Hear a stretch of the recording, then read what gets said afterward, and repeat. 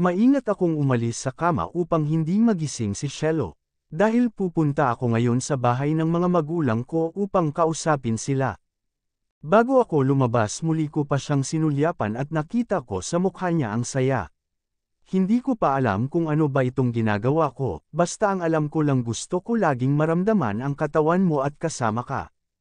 Mabilis akong nakarating sa parking area at kinuha ang kotse ko, may nag-message sa messenger ko at walang iba kundi si Raimunda. Han, mangyaring pumunta ka sa akin ngayon. Kailangan ko ng tulong mo. Pakiusap. Yung susi, kunin mo na lang dyan sa receptionist, alam niya na yon. Matapos kong mabasa yun nagtalo ang isip ko kung tutuloy ba ako sa bahay ng magulang ko o pupuntahan ko ang girlfriend ko. Sa huli ay pinuntahan ko siya dahil sa nag-aalala ako bigla na baka kung ano ang nangyari sa kanya. Pagkarating ko sa condo unit niya mabilis na nakuha ko ang susi dahil iniabot na ito agad sa akin pagkarating ko. Nagtataka man ako hinayaan ko na lang at pagpasok ko sa loob nakarinig ako ng isang love song na kanta. Laminggalinga ako sa paligid upang makita ko si Raimunda. Han, naputol ang pagtawag ko dahil sa nakarinig ako ng tili at galing yun sa kwarto niya. Nagtungo agad ako doon, ngunit nagimbal ako sa aking nasaksihan. 2 taong parehong hubot-hubad, ang isa ay nasa ibabaw. Malakas at matigas na bigkas ko, parehong napalingon ang dalawa sa akin. Nanlalaki ang mata ni Raimunda nang makita ako at mabilis na umalis ito sa ibabaw ng lalaki. Lumapit naman ako agad at sinunggaban ang lalaki, sabay pinagsusuntok ko ito at hindi ko tinantanan. Han, tama na yan. Parjo tama na yan, nakikiusap ako. Narinig kong sigaw ni Raimunda pero hindi ako tumigil, kahit pa nakakatama ng suntok sa akin ang lalaki. Hindi ako tumigil hanggang sa bumulagta ito sa sahig. Hinihingal na pinunasan ko ang labi kong may dugo, tiningnan ko naman ng masama si Raimunda. Lumapit siya sa akin at balak hawakan ang kamay ko ngunit tinabig ko ito. Hindi ka ba nasisiyahan sa akin? Kaya nakipagpaglaro ka sa iba? Han, Valeriano, malalaki ang hakbang na nilisan ko ang lugar na yon. Ilang beses kong hinampas ang manibela ko dahil sa galit. Mabilis na pinaandar ko ang kotse ko sa hindi malamang direksyon, hindi ko na napansin ang isang sasakyan na paparating. Huli na. Para iwasan ko ito dahil nagsalpukan na pareho ang sasakyan namin. Pagmulat ko ng mata ko nasilaw ako sa liwanag, nakarinig ako ng boses ng babae na parang may tinatawag. Anak, Valeriano, nurse, doc. Gising na ang anak ko. My God! Napatingin naman ako sa babae na hawak-hawak ang kamay ko, nakita ko na umiiyak siya. Valeriano, kamusta ang pakiramdam mo? Napalingon naman ako sa isa pang nagsalitang lalaking may edad na siya at titig na titig sa akin. Nasaan ba ako? At sino ba kayo? Kunot noong tanong ko at bigla akong napahawak sa ulo ko. Bakit anak? Ako ito, ang iyong ina, Valeriano. Ngunit hindi ko kayo kilala, sagot ko lang at pinaling ko ang mukha ko sa ibang direksyon. Napansin ko na lumapit yung lalaki dito sa tumatawag sa aking anak, hinayaan ko na lang sila hanggang sa may pumasok na puro mga nakaputi. Doc, bakit hindi makaalala ang anak ko? Doon tayo sa opisina ko mag-usap, Mr. Mrs. Macalantal. Naiwan akong mag-isa na tulala lang hanggang sa muling magbukas ang pinto. At pumasok ang isang babae at kita ko sa mukha nito ang pag-aalala, dahan-dahan itong lumapit sa akin. Valeriano, ano, okay ka na ba? Sobrang nag-alala ako sa iyo nang malaman ko na nadisgrasya ka, umpisang salita nito at pamatak ang kanyang mga luha. Sino ka naman? Nakita ko ang pagkabigla sa mukha niya pero hindi ko ito pinansin. Ako ang asawa mo, Valeriano. Hindi ko siya pinansin at pumikit ako sandali hanggang sa muling may pumasok at sumugod ng yakap sa akin. Han, I'm sorry. Hindi mo lang alam kung gaano ako nag-aalala para sa iyo, halos hindi ako makatulog dahil sa nadisgrasya ka. Han, Raimunda, ikaw ba yan? Nakangiting salita ko. Nagtataka rin na napatingin siya sa akin at pinagmasdan akong mabuti. Oo, ako ito. Bakit? Tanong nito at lumingon sa isang babaeng. Sino ba siya? Bakit sabi niya asawa ko raw siya? Ha? Siya ba? Saka ko na ipapaliwanag sa'yo. Ang importante ay ayos ka na, Han. Mahal na mahal kita.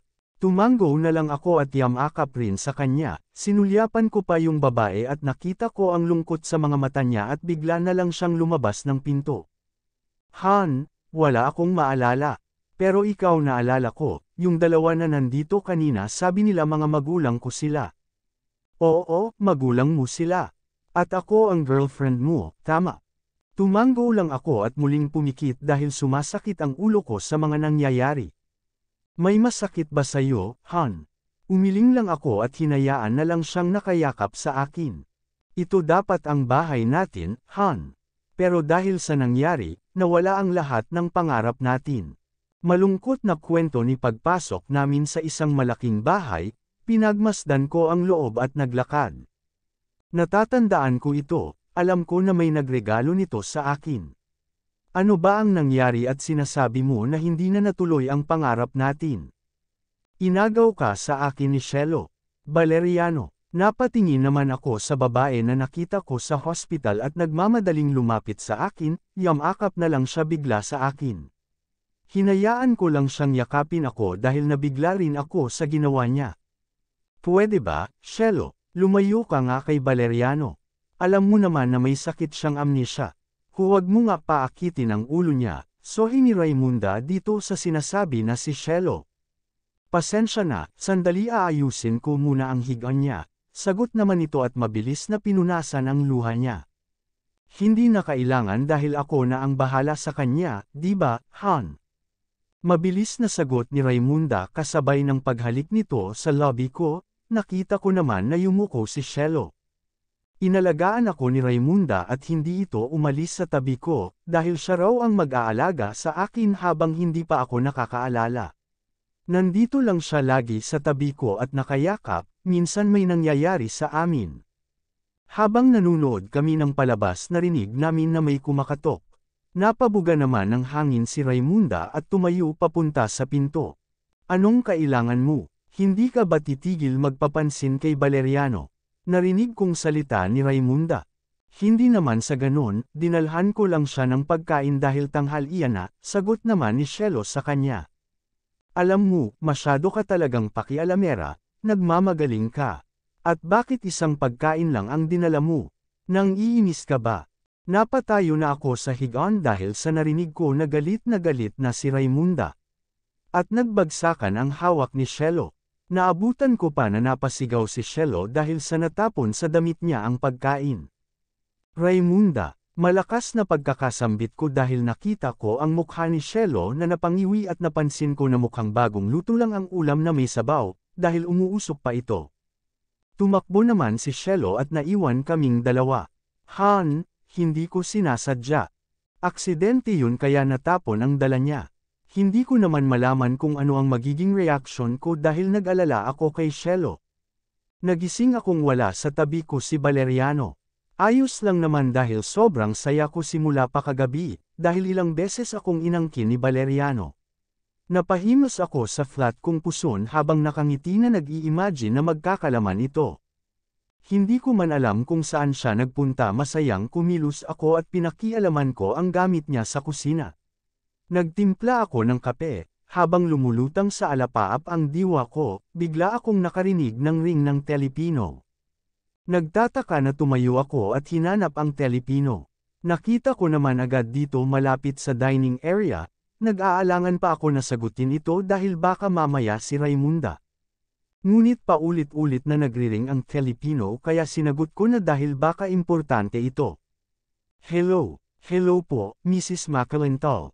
Sagot ng nasa kabilang linya, medyo natuwa ang puso ko dahil sa pagkakasalita nito sa Mrs. McAlintal. Ako nga, bakit po?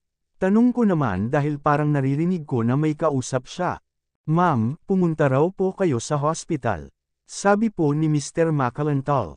Napahawak naman ako sa dibdib ko at biglang kinabahan dahil sa sinabi na hospital. Oo, sige. Sandali, saang hospital? Sagot ko at tanong kung saan, matapos niyang sabihin ang lugar mabilis na kumuha ako ng damit sa cabinet ni Valeriano. Nagmamadali na humanap ako ng taxi upang dalhin ako sa hospital na sinabi sa akin. Diyos ko po, ano kaya ang nangyari? Sana'y wala namang masamang nangyari dahil ang lakas na ng pintig ng puso ko. Pagdating ko, hinanap ko agad ang biyenan ko, dahil hindi ko naman alam kung ano ang ginagawa nila dito. Hanggang sa matanuan ko ang papa ni Valeriano, doon sa may emergency room. Papa, bakit ho? Ano pang nangyari? Kinakabahang tanong ko dahil nag-iiyak sa gilid ang asawa nito. Nakita ko na humugat muna ng buntong hininga ito bago ako sagutin, nakita ko sa mga mata niya ang lungkot. Si Valeriano. Na disgrasya, napakapit ako sa noo ko at halos manlambot ang mga tuhod ko dahil sa sinabi ng biyenan ko. Bakit, paano? Ano po ba ang nangyari? Bakit siya na disgrasya? Hindi makapaniwalang tanong ko at halos hindi ako makapagsalita ng maayos. Matapos ipaliwanag ng biyenan ko ang nakuha nilang report ng mga pulis, wala na akong ginawa kung hindi ang umiyak. Sumilip pa ako sa emergency room. Nakita ko ang dagwang mukha ng asawa ko. Panginoon, iligtas niyo po ang asawa ko, nakikiusap po ako. Alam ko, may kasalanan pa ako, pero sana po ay iligtas niyo siya. Mahal na mahal ko po ang asawa ko kahit hindi niya ako mahal. Matapos ang ilang oras na paghihintay, masayang binalita ng doktor na maayos na si Valeriano at napakaswerte raw na hindi ganun kalala ang natamo nito. Excited ako na makita siyang gising, pero pinauwi muna ako ng papa ni Valeriano upang kuhanan daw ng ilang gamit ang asawa ko. Pagdating ko sa kwarto ni Valeriano, naghalungkat ako agad sa mga damit niya at dinala ang mga kailangan. Matapos kong makuha ang mga kailangan ko, balak ko na sanang lumabas ngunit may napansin akong envelope na punit sa lapag ng higaan nito. Nilapitan ko ito at dahan-dahang dinampot. Napatikip na lang ako sa bibig ko dahil annulment ito. Ibig sabihin ayaw niya kaming maghiwalay, bigla namang pagpatak ng luha ko sa sobrang saya. Masayang nilisan ko ang bahay at muling bumalik sa hospital. Sa pagbalik ko doon, naabutan ko na papalabas na ng pinto ang magulang ni Valeriano. Pero napansin ko na parang umiiyak ang mama niya at mukhang seryoso ang pinag-uusapan nila. Dahan-dahang pumasok ako sa loob ng silid kung saan naroon si Valeriano. Kinakabahan na may halong excitement ang naramdaman ko ngayon. Valeriano, ano, okay ka na ba? Sobrang nag-alala ako sa iyo nang malaman ko na nadisgrasya ka, wika ko agad pagpasok ko sa loob dahil nakita kong gising na siya. Gusto ko nang sunggaban siya ng yakap, pero hindi ko magawa dahil nakita ko sa mukha niyang kakaiba ang tingin sa akin. Sino ka naman? Para naman akong binuhasan ng malamig na tubig dahil sa klase ng tanong niya. Bakit niya tinatanong kung sino ako? Kinalma ko muna ang sarili ko bago magsalita. Ako ang asawa mo, Valeriano. Naiiyak na salita ko dahil pakiramdam ko kinurot ang puso ko. Hindi niya pinansin ang sinabi ko, sa halip ay pumikit siya hanggang sa biglang pumasok si Raimunda at sinugod agad siya ng yakap. Ang sakit-sakit na gusto ko siyang yakapin pero hindi ko magawa, samantalang si Raimunda nayakap siya. Sa bagay, wala naman talaga akong karapatan sa kanya dahil nangangarap lang talaga ako. Han, I'm sorry, hindi mo lang alam kung gaano ako nag-aalala para sa iyo, halos hindi ako makatulog dahil sa nabalitaan ko na nadisgrasya ka. Gusto ko nang lumabas dahil sa nakikita kong eksena, pero ang mga paa ko, ayaw gumalaw. Han, Raimunda, ikaw ba yan? Nakangiting salita ni Valeriano. Oo, ako ito. Bakit? Sagot naman ni Raimunda na nagtataka at tumingin sa akin, umiwas naman ako ng tingin dahil alam ko na natutuwa siya sa nangyayari ngayon. Sino ba siya? Bakit sabi niya asawa ko raw siya? Ha, siya ba? Saka ko na ipapaliwanag sa'yo, ang importante ay ayos ka na, Han. Mahal na mahal kita. Pakiramdam ko para akong nanakawan ng isang laruan, dahil yun ang nararamdaman ko ngayon habang nakatayo lang at pinagmamasdan sila. Valeriano, may amnesia ka ba? Bakit ako, hindi mo maalala? Hindi mo ba naalala yung gabi na paulit-ulot nating pinagsaluhan? Nung yakapin na ni Valeriano si Raimunda hindi na ako nakatiis, mabilis akong tumalikod at lumabas. Nag-iiyak ako hanggang sa makasakay ako ng taxi. Pagdating ko sa bahay namin diretso ako agad sa kwarto namin at doon tinuloy ang pag-iyak ko. 4 na araw ang lumipas, nabalitaan ko na lalabas na ngayong araw si Valeriano. Sabi ng doktor, may temporary amnesia lang siya, kaya naman nagtiis ako na hindi niya kilala kahit ang sakit-sakit sa damdamin. Kinabukasan, masaya akong naghihintay sa pagbalik ni Valeriano. Hindi ako mapakali sa upuan, hanggang sa marinig ko na ang ugong ng sasakyan. Nagmamadali na sinalubong ko siya, ngunit nalungkot ako dahil kasama niya si Raimunda. Hinayaan ko na lang.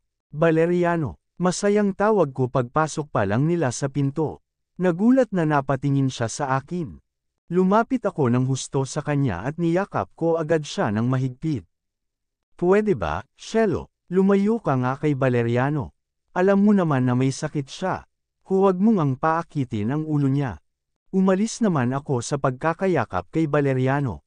Dahil na rin nakita kung paano ako tingnan ni Raimunda. Pasensya na, sandali aayusin ko muna ang higaan niya. Sagot ko na lang at mabilis na pinunasan ko ang luha ko.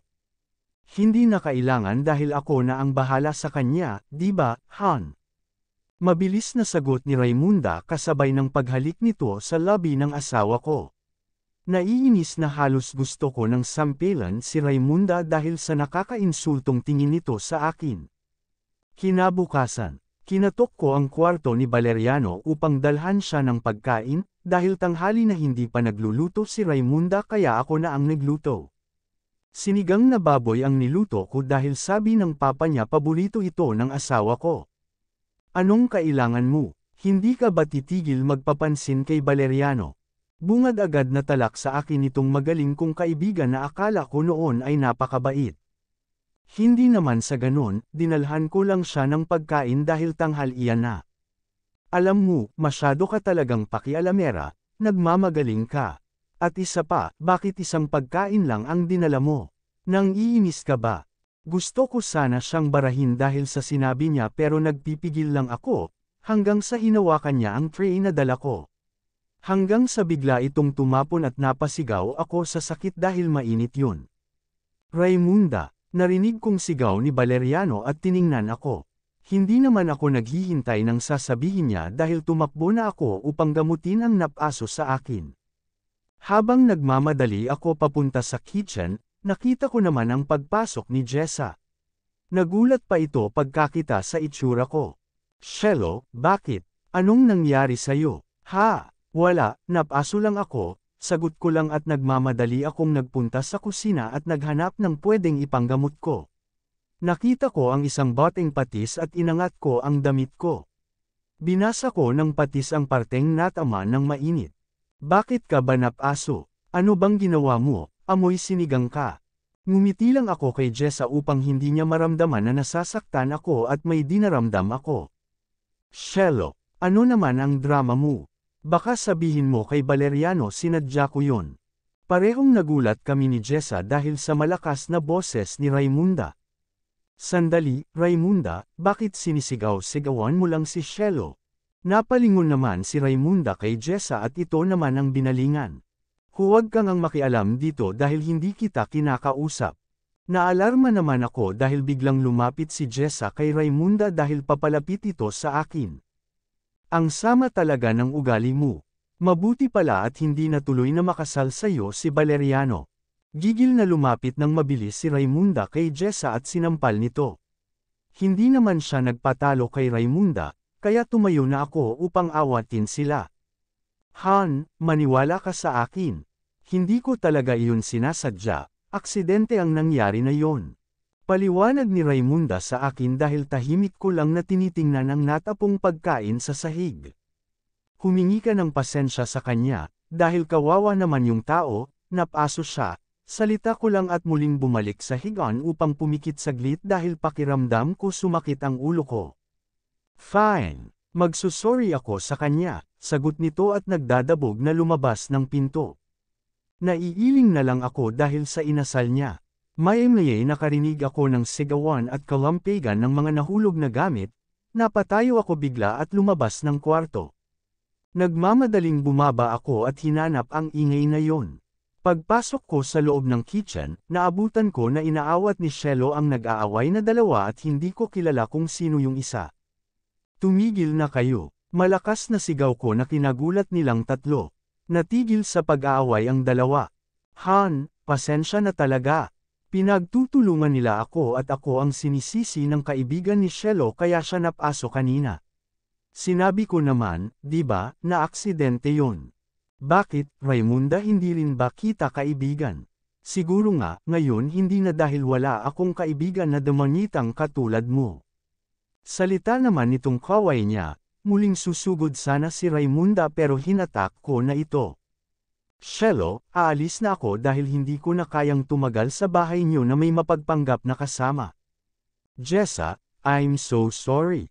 Mabuti pa nga at umalis ka na, dahil masyado kang pakialamera. Sigaw pa ni Raimunda kahit wala na yung babae. Han, umuwi ka muna sa inyo. Gusto ko munang mapag-isa ngayon. What? Ayoko. Baka mamaya kung ano ang gawin sa'yo ng babae na yan. Wala ka bang tiwala sa akin? At napabuga na lang ako ng hangin. Hindi naman sa ganon, Han. Pero, ayokong iwan ka, gusto ko dito lang ako sa tabi mo. Bumalik ka na lang bukas, gusto ko munang mapag-isa. Pakiusap. Okay, sige, pero bukas na bukas din babalik ako dito para alagaan ka. Nakahinga naman ako ng maluwag dahil sa mapapahinga ang isip ko. Hating gabi na at hindi ako makatulog at hindi ko alam kung bakit, naisip kong lumabas para kumuha ng maiinom. Pagbaba ko, napansin ko na may ilaw sa kusina. Pagpasok ko sa loob, naabutan ko si Shelo na parang may inaabot. Mabilis akong lumakad para ako na ang umabot sa kinukuha niya. Nang makuha ko ito nagulat pa siya at napaharap sa akin. Salamat. Sagot nito nang ibigay ko na ang garapon na kinukuha niya, natigilan naman ako at napatitig sa mga mata niya. Dahil halos magkadikit na ang aming katawan, walang nagsasalita at pareho naming pinapakiramdaman ang isa't isa.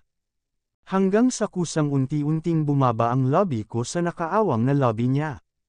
Valeriano, Shelo, halos nagdikit na ang lobby namin nang bigla akong umangat. I miss you na, Valeriano. Sana maalala mo na ako. Tahimik lang akong nakatalikod hanggang sa maramdaman ko na niyapos niya ako. Napapikit ako nang maramdaman ko ang katawan niya mula sa likod. Asawa mo ako, Valeriano, kaya lahat pwede mong gawin sa akin. Baka dahil dito maalala mo na ako, sobrang miss na kita. Ang mga halik at haplos mo. Humarap ako agad at siniil ko siya ng malalim na halik, mapaghanap ang halik na yon. Mainit, mapusok at nagliliyab, ito ang nararamdaman ko ngayon. Binuhat ko siya at dinala sa sala, at nilipag ko siya sopa. Doon ko tinuloy ang kanina ko pang nararamdaman, walang tigil ko siyang hinalikan habang ang kamay ko'y naglalakbay sa katawan niya. Valeriano, mahal na mahal kita. I love you too, my love. Naglulumikot ang kamay ko sa katawan niya at mabilis na natanggal ko ang pagkakahok ng bra niya. Napapaliyad naman siya sa bawat haplos ko, lalo na nang ipasok ko ang isang kamay ko sa blouse niya. Marahan na minamasahe ko ang loob na yun, pinagsawa ko ang kamay ko na damahin ang bawat parte ng katawan niya. Sinunod ko ang malambot na short na suot niya, tinire ko ang huling suot niya. Hinimas ko ang ibabaw nito, naririnig ko ang ilang ungol ni Shelo na lalong nagbibigay gana sa pagkabuhay ng dugo ko. Bumaba ang labi ko diretso sa dibdib nito. Matapos yun dahan-daang bumaba ang labi ko sa puso niya. Naramdaman ko ang pagkapit ni Shelo sa buhok ko. Hanggang sa makarating ako sa pakay ko. Umaayos ako upang malaya kung makita ang hinahanap-hanap ko. Pinagsawa ko ang bibig ko, wala namang ginawa si Shelo kung hindi ang mapaungol. Matapos yun tumayo, ako upang haborin na ang mga suot ko, nakita ko pa kung paano tingnan ni Shelo. Napangiti na lang ako at dumagan na sa kanya. Sabay naming naabot ang aming mga gusto at magkatabi na humiga kami sa sopa na parehong walang damit. Masiglang nagising ako at naligo dahil sabi ng ama ko kailangan ko nang pumasok sa opisina. Matapos kong magayos, sinilip ko si Shelo sa loob ng kwarto at nakita ko na tulog pa siya. Muli ko siyang inangkin doon ng 3 beses, pakiramdam ko na adik na ako sa kanya. Pagbaba ko nakita ko si Raymunda na may kausap sa cellphone. Pwede ba? Tigilan mo na nga ako. Akala mo hindi ko alam na ikaw ang nag-message kay Valeriano para pumunta siya sa bahay ko, ha? Natigilan naman ako dahil pamilyar sa akin ang pinag-uusapan nila. Lumapit pa ako ng husto upang marinig ko ang usapan nila dahil nakatalikod ito sa akin. Huwag ka nang tumawag sa akin. Tigilan mo na ako. Alam mo naman na si Valeriano ang gusto ko. Walang makapaghihiwalay sa amin, yan ang tandaan mo. Raymunda, may kalakasang tawag ko sa kanya, nakita ko pa ang pagkabigla na halos mamotla ang mukha niya pagkakita sa akin. Han, ikaw pala, sandali, kanina ka pa dyan. Sino yung kausap mo? Mayroon ba akong hindi alam? Ha, ano ka ba, Han? Wala yun, may gusto sa akin yun at kinukulit ako at isa pa hindi ko nga alam kung paano niya nakuha ang number ko. Paliwanag niya pero hindi ako naniniwala dahil iba ang pakiramdam ko. Hinawakan ko siya ng mahigpit sa braso at tiningnan ko siya ng mabuti sa mata. Ano ba, Valeriano? Nakakasakit ka na. Sabay na napalingon kami sa nagmamadaling si Shelo at hawak niya ang bibig niya. Diretso agad siya sa kusina at narinig ko na lang ang sunod-sunod na pagsuka niya. Bigla na lang hinablot ni Raymunda ang kamay niya at pumasok rin sa loob ng kusina. Tulala pa ako hanggang sa marinig ko na lang na nagsisigaw si Raymunda. Sandali, buntis ka ba, Shelo? Sagutin mo ako, at bakit ganyan ang suot mo? Damit yan ni Valeriano. Ha, naabutan ko na tanong nito kay Shelo. Samantalang hindi naman malaman nito kung ano ang isasagot. Napansin ko rin na t-shirt ko lang ang suot niya, hanggang sa biglang hinablot ni Raymunda si Shelo sa buhok. Pilit na pinaghihiwalay ko sila, pero mahigpit ang hawak ni Raymunda sa buhok ni Shelo. Pinagsisipa niya ito, hindi naman makalaban si Shelo dahil naunahan na agad ito ni Raymunda. Tama na. Sigaw ko kay Raymunda at napabitaw siya dito, ngunit bumagsak na si Shelo sa sahig. Tulala ako nang makita ko na may dugong umaagos mula sa pagitan ng hita ni Shelo. Valeriano, ang baby natin, naiiyak na sambit ni Shelo habang nakatingin sa pagitan ng hita niya.